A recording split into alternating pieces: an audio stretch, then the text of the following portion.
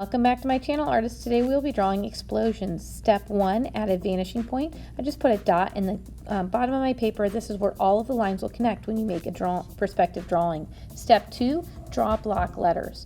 So I'm going to draw a word that has to do with an explosion, like bam or pow or zap.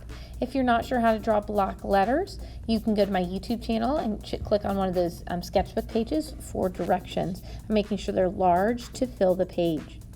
Step number 3, connect your edges to the vanishing point. This is probably the trickiest step and it might take some practice. I'm just going to put my ruler on the vanishing point and connect to the corners of each of the letters. Some letters, like the letter M here, have a lot of corners, so there's going to be a lot of time that I'm connecting to corners. I want to connect all the bottom parts of my letter, but also the sides and the top.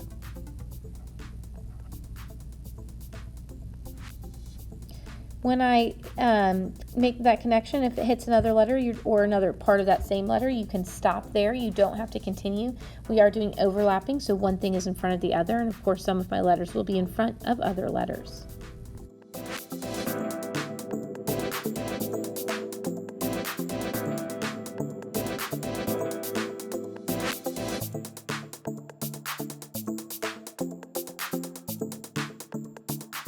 The trickiest part when you connect to the vanishing point is actually letters with curved areas. So the bottom left-hand side of my letter B and the inside parts are a little bit easier because those corners are a little bit more clear, but the curved parts are a little bit trickier.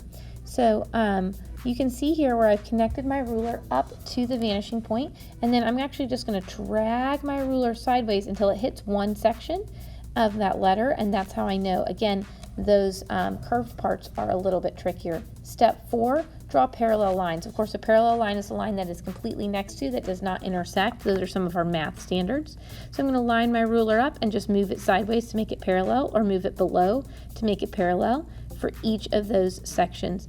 This part takes a little bit of imagination. You're not trying to, you might need to sit and imagine, what would my block letter look like if it was floating out in space? It was actually like one of those little kid blocks. That is a 3D version of my block letter. So again, I'm going to the edge of my letter, moving sideways to make that parallel, or below to make that exact parallel, connecting them to make them look like 3D block letters. The curve part is a little bit easier because it's not a straight line. So this part, you're just going to draw a curve that matches the same curve. It doesn't have to be perfect. Curved letters are not, do not have to be as particular.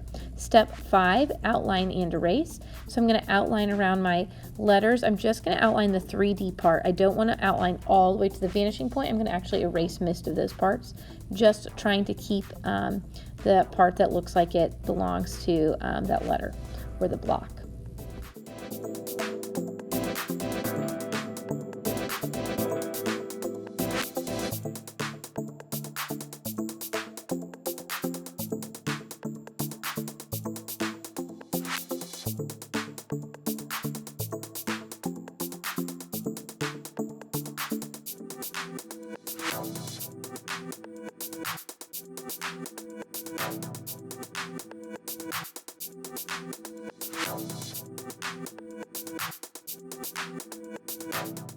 Now that I have finished outlining my letters, I'm going to erase all of the other lines. What that does is it makes it look like these letters are floating out in outer space, and I can put things, or whatever space it is, and I can put things behind it.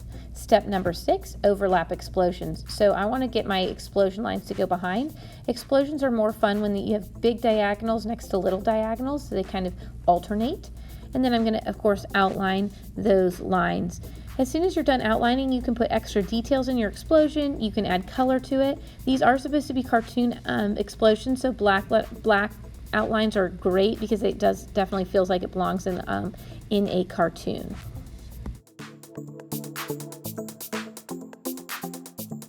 I hope you have enjoyed drawing cartoon explosions with us today. Don't forget to subscribe to my channel to keep up to date on all the fun and fantastic things that we are doing in the art classroom. What will you create?